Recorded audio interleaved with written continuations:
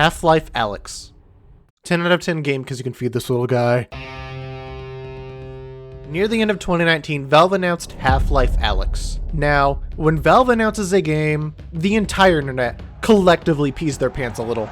Valve sets the gold bar for gaming, easily making one of the best games in their genres, except Artifact, but we don't talk about Artifact. What's Artifact? Their last big game was Half-Life 2 in its respective episodes, which left on a cliffhanger. That was back in 2007.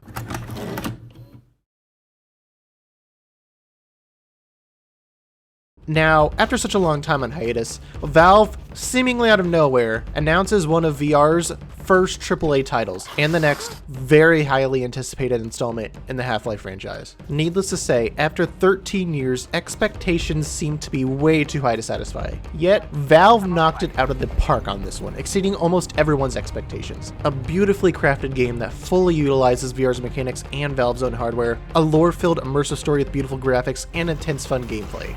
And now you all ruined it with a simple mod.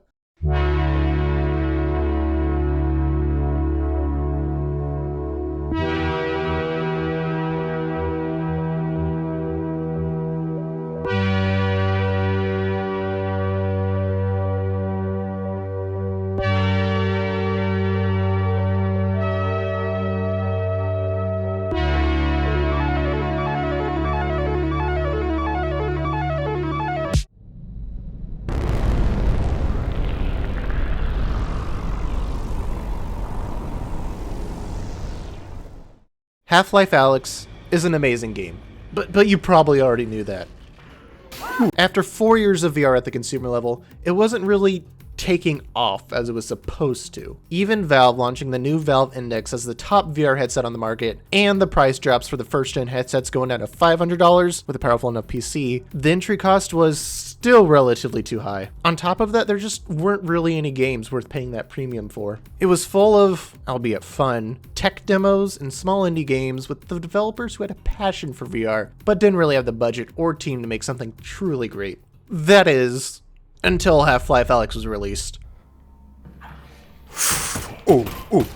It's no secret of Valve's intentions with the game. Sell more of their top-tier headsets. And it worked, more than doubling the index's sales after it was released and increasing the entire VR market as a whole, enticing big studios to start production on their big games. Virtual reality is an entirely new genre of game. It's almost impossible to put into words how it looks, how it feels. It's just something you'd have to experience to believe. Nothing I can show you on a 2D screen can replicate its visuals. VR makes it feel like you're there. For example, I was showing a friend this game, and there's a part at the beginning of the game where you get shocked. And when they electrocute you, you could see him moving his hands to the spot where they did it, and his body shook. Even though he was playing a game, he believed, even if it was for a split second, that he was about to be electrocuted and anticipated that. Half-Life Alyx and its new Source 2 engine takes all the advantages it can for VR. On top of the visuals being very impressive, the gameplay and controls are seamless. Like I said, the game was made for Valve's own hardware, the Valve Index. The finger tracking and control mapping on the knuckle controllers feel so natural. And this isn't just a hardware thing, they knew exactly what they wanted to do with the overall design, and it's amazing what they accomplished. One thing that gets me every time, and strangely no other game I play does this, even though it seems so simple to implement, is getting haptic feedback on your controller when you touch something. Sounds simple, but it's in a way in which you actually feel like you hit a barrier. Your hand doesn't feel like it's going through an object. It's very realistic. You also have gravity gloves in this game that allows you to pick up objects with a flick of your wrist. It's hard to always go over and pick things up, and other games dance around this with some features, but this concept feels amazing in VR once you get the hang of it. It's one of the best things to do in the game. It really shows how much thought and polish Valve put into even the simplest mechanics of the game.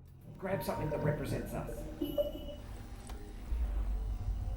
Okay, that's you. I broke it. And the guns. The guns in the game aren't complicated. In Pavlov VR, one of the main selling points of the game is how realistic it makes its guns. You have to go through multiple steps to reload them, just like in real life, and it's different for each gun. I may just be stupid and missing the whole point, but I never remember how to reload any of them. With Half-Life Alyx, the gun reloading mechanics are just so simple, yet realistic. It's simple enough to know, but still feels like an actual gun, and only takes a couple tries for it to feel like second nature. In the heat of the moment, when you're only a few seconds away from death, and you need to reload your gun to save your life, you just get huge rush from that last second reload that you've been practicing the whole game. There are sometimes these little puzzles that you need to advance the game, or they're optional and you can just do them for some extra items or ammo, and they take full advantage of the 3D space they're given. They're all really well designed and not too difficult, and this is all without mentioning the story. I'll try not to spoil it, but storytelling is something else in VR. Characters come to life in a way you could have never imagined. You are in the story. Half-Life already has an interesting story, even in their base games. It's all really fleshed out. You have a massive world with unique ideas and concepts, and they all fit into the game and story. The character and world designs are very interesting. Even for someone who's never played Half-Life, it's something you can really get into. And also, the ending of the game is really good. Again, no spoilers, but since this was announced as a prequel to Half-Life 2, fans were disappointed. They wouldn't get a resolution to that 13-year-old cliffhanger. But let me tell you, this game does tie in beautifully into Half-Life 2. It's just, my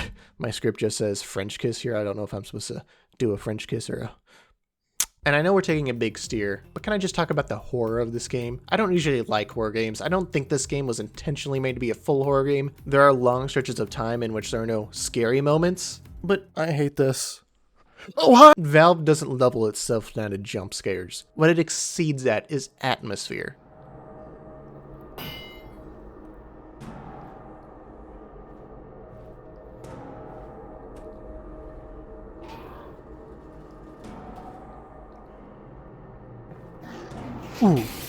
Ooh. And VR is perfect for that. Okay, imagine you're watching a horror movie, and the tension is building, except the screen covers your entire field of view, is in 3D with surround sound, and it's pitch black. It's time for some examples. Minor game spoilers, by the way. There are chapters of this video. It should be pretty easy to skip this if you want to play the game completely blind. Near-ish to the start of the game. As soon as I open this, isn't there... Yo! There's this pitch black room with a dead body hanging. He has a light illuminating part of the room. And it's that situation where it's that obvious horror movie atmosphere where one of the characters blindly goes into a place like this and instantly dies. Oh no, don't make me do this. You can tell that the game wants you to go in and grab that flashlight. Keep in mind that this is in VR. And when I came across this, every instinct in my body told me not to go into that room. But I had to progress the game. So, after probably 10 minutes of me building up the courage, I slowly walked into the room. And nothing really happened. I thought I was gonna die as soon as I picked up that light. I finally did. Nothing happened. Until I just ooh. And then there's chapter 7. Oh, if you played the game, you know exactly what I'm talking about. I don't want to give too much away because this is just something that you want to experience for yourself, but it's just so...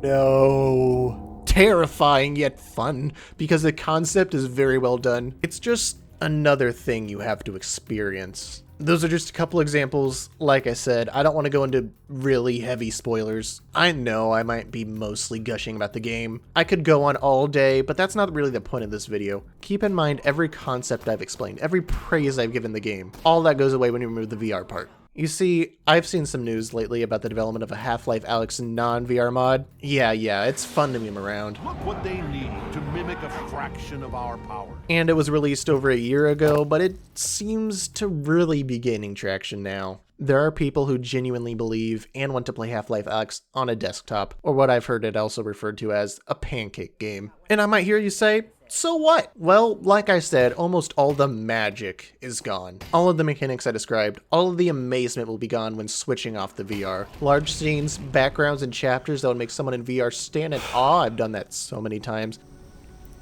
It's beautiful.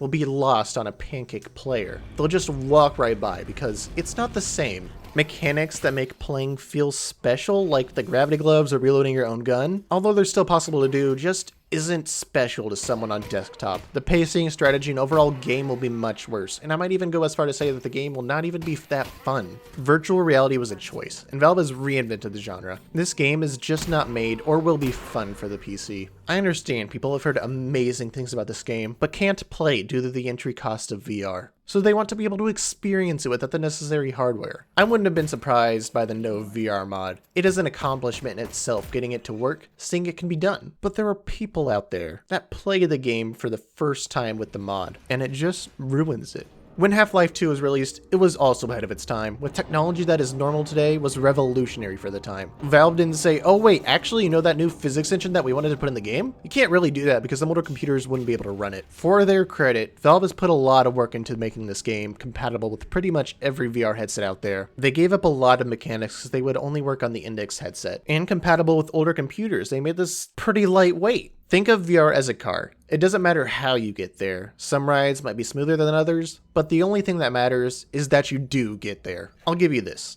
If you played on desktop, you can still experience the game, just not the way it was meant to be experienced. There's some things that can transfer over to desktop, like the story, although it's not the way it's supposed to be seen, you'll get the gist of it. The humor also transfers without much of a hit, along with the world and character designs. Again, although you can't really see them the way they were meant to be looked at, you can still appreciate the work and detail that they went through. A majority of the game though, like the gameplay and some parts of the story, are ruined by this. I can really only recommend this game when it's played the way it's supposed to be played. Like I said earlier, this can be played on almost any VR headset that can run Steam VR. The entry cost of VR is getting cheaper. With the new headset generation around the corner, the older models are only going to get cheaper. I understand price is a big factor, but at least for me, buying a VR headset was worth it. It's like a gateway to this unique community in games. It's a way to exercise without feeling like you're exercising, a new level of immersion. If you can't buy it now, I can only tell you to wait.